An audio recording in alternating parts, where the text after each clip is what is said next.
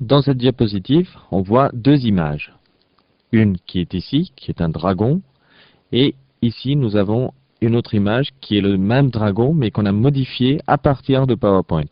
Donc on va voir comment on va pouvoir réaliser ce genre d'effet directement à partir de PowerPoint. Je vais revenir sur PowerPoint. Donc nous avons importé une image qui est ici, donc nous avons fait en sorte qu'elle devienne comme celle-ci.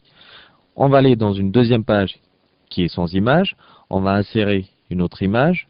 On va aller dans Insertion, dans le menu Insertion, Image à partir du fichier. Et on va choisir par exemple cette image. On va dire Insérer.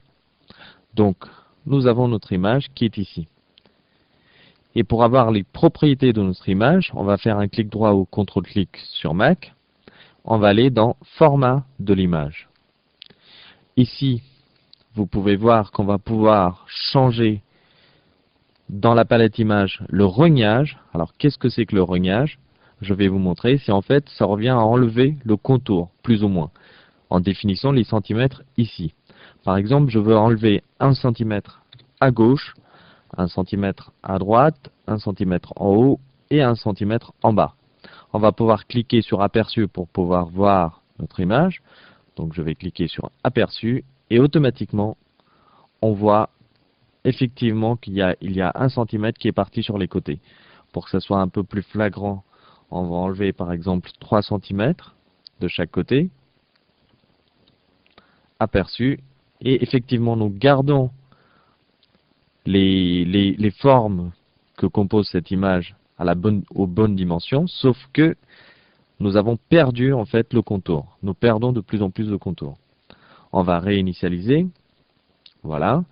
Et on va pouvoir aussi changer la luminosité avec les paramètres qui nous sont proposés ici. On va mettre plus ou moins de luminosité. On va cliquer sur Aperçu. Nous avons plus de luminosité ou alors moins de luminosité.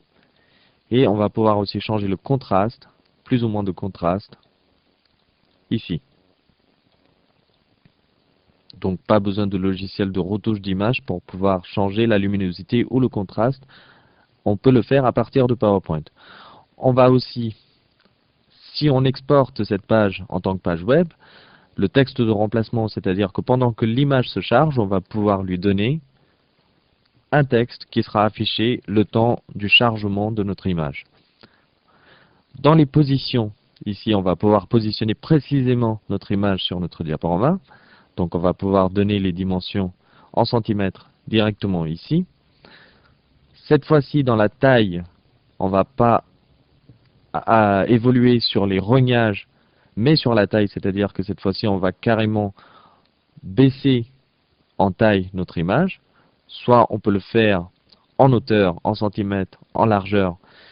Tant que proportionnel est coché, nous gardons la proportionnalité de notre image. Donc par exemple ici, si je le mets à 8 cm en hauteur, automatiquement la largeur prend la valeur de 12 pour être proportionnelle. On peut aussi changer en échelle en pourcentage, 47%. On peut le mettre en 100% par exemple.